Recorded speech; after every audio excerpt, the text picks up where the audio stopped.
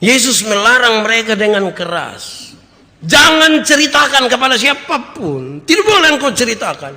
Pertanyaannya adalah, kenapa tidak mau diceritakan? Kan harusnya kita cerita. Jangankan dekat dengan Tuhan. Dekat dengan pejabat siapa saja kita kepingin cerita. Dekat dengan orang kaya siapa saja kita kan kepingin cerita semua orang. Kalau kita dekat dengan gubernur misalnya, kita bilang, hai saya dan bab tua tuh, lu tunggu saya telepon bab tua. Itu berdekat. Apalagi dengan Tuhan ini. Kenapa Tuhan larang? Adi. Kenapa Tuhan larang? Jangan ceritakan. Ada dua alasan. Kenapa Tuhan larang? Jangan ceritakan. Ada dua alasan. Satu. Tuhan tidak mau ada kekacauan. Yesus tidak mau ada kekacauan. Kenapa Yesus tidak mau ada kekacauan?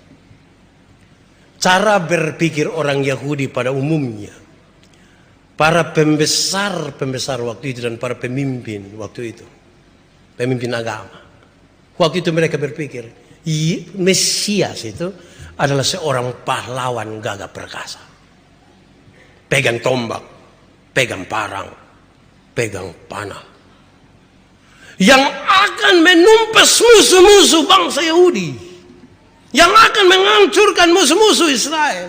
Itu yang ada dalam pemahamannya.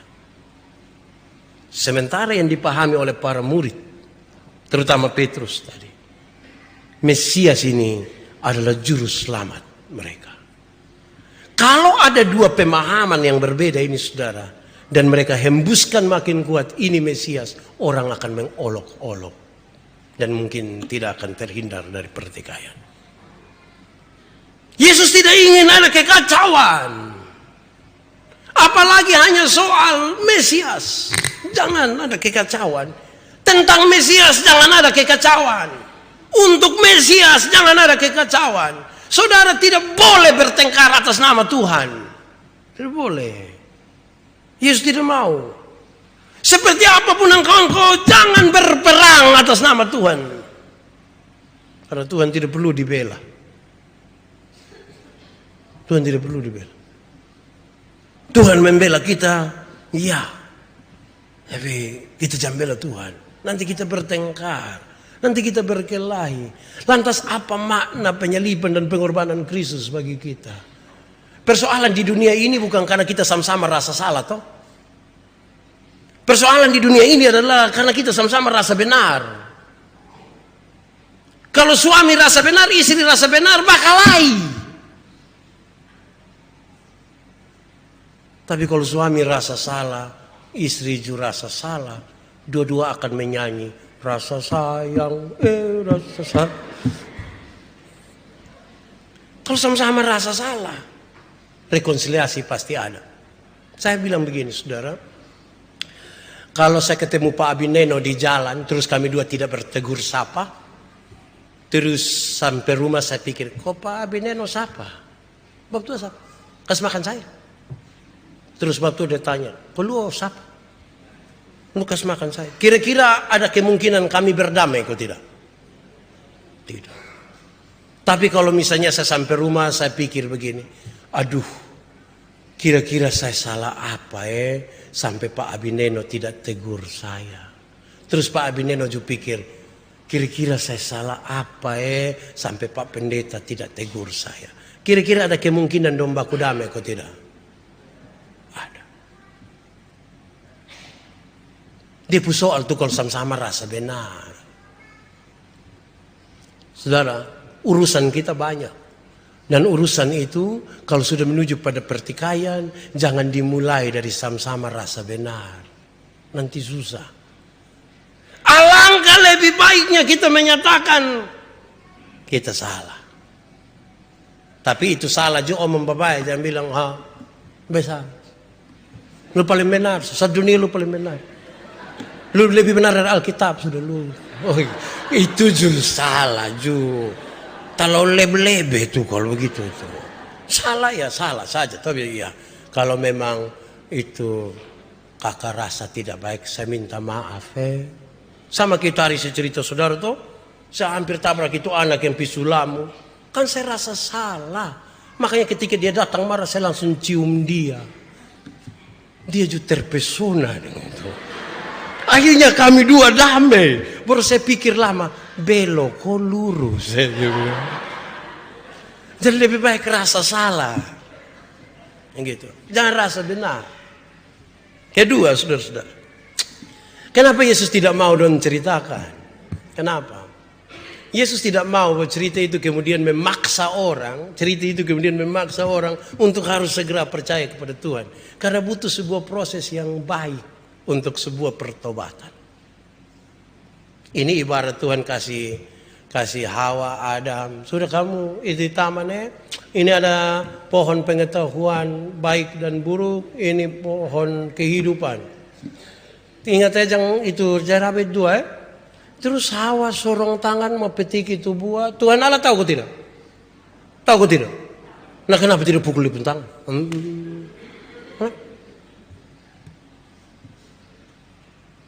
Supaya mereka belajar bertanggung jawab untuk keputusan-keputusan mereka. Tuhan kan suka tahu kita. Sekarang kamu ambil keputusan. Hendaklah engkau berkasih kasihan. Kita ambil keputusan. Kita mengasihi atau jangan mencuri. Waktu suka tahu. Sekarang kita ambil keputusan. Ambil atau. Nah itu yang banyak perspektif muncul. Saya pernah kasih tahu saudara, ada satu suami dan istri jalan sama-sama. Kemudian mereka dapat lihat ada uang 2.000 di jalan. Dek. Yang istri mau ambil, suami bilang, "Mak, jangan." Tapi kan tidak ada orang. Jangan, Mak. Barang yang bukan kita punya, jangan diambil. Tidak boleh. Oh iya, kasih tinggal kok Papa. Iya. Dan jalan beberapa ratus meter ke depan ada uang 100.000. Terus suami mau ambil, istrinya bilang, "Pak, jangan." Kenapa Mama? Barang yang bukan kita punya, jangan diambil. Itu orang lain punya. Tapi dia pun Bapak bilang, "Tidak Mama, harus ambil." Loh, tadi kan Bapak yang bilang.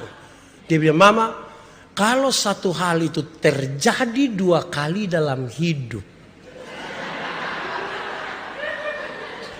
Kalau satu hal terjadi 2 kali dalam hidup, kemungkinan memang ini Tuhan tunjukkan untuk kita."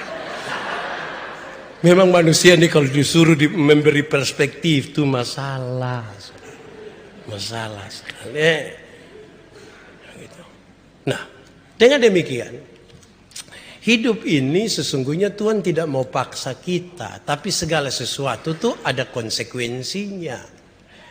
Saya pernah bilang kepada saudara, Tuhan kasih hidup ini seperti kasih motor. Ada gas, ada rem, ada speedometer, ada ban, ada velg, ada knalpot. Silakan ambil. Saudara gas sendiri. Mau bok dari BI itu bok dengan 180, silakan. Itu hak ada padamu, gas saja. Tidak apa-apa. Tapi konsekuensinya di mana? Rumah sakit. Persis seperti pabrik-pabrik itu siap motor itu ban 2. Nanti anak-anak muda yang remaja dong silakan ambil keputusan. Mau jalan dengan 1 ban silakan. Itu Anda pun mau silakan.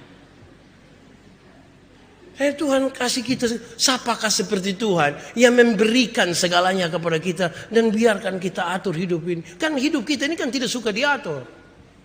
Kami keluarga ada tempat kecil satu terus panggil. Kamu lihat kok di situ. Di situ kamu tinggal makan, minum segala macam. Mana ada ponaan yang mau? Tidak mau. Terus kami bertanya, kenapa dong tidak mau? Lantas 1-2 orang jawab sederhana saja. Aturan pun banyak. Hidup kalau ikut aturan tuh kita tidak mau. Karena kalau diatur-atur tuh kita nih kalau terlalu banyak diatur, kira kita yang kiji kok. Begini-begini tua adat. Saudara-saudara, Tuhan memberikannya bagi kita. Sekarang kita atur. Satu saat saya baca satu buku kecil, saya lucu sendiri. Ketika ada orang bertanya, "Pastor, kenapa sampai di sini kolektenya kok sedikit sekali, padahal orang-orangnya kuat sekali?" Itu pastor jawab bilang begini, "Oh, jemaat, Kolekte itu kan sumbangan sukarela.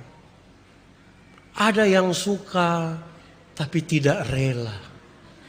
Sementara ada yang rela tapi tidak suka. Saya pikir-pikir masuk akal lah.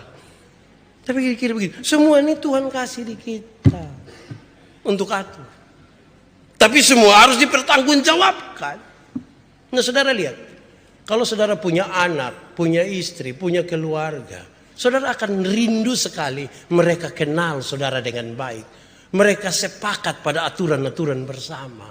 Itu kan sepakat. Calvin menulis begini. Gereja itu adalah ibu dari orang-orang percaya. Gereja adalah ibu dari orang-orang percaya.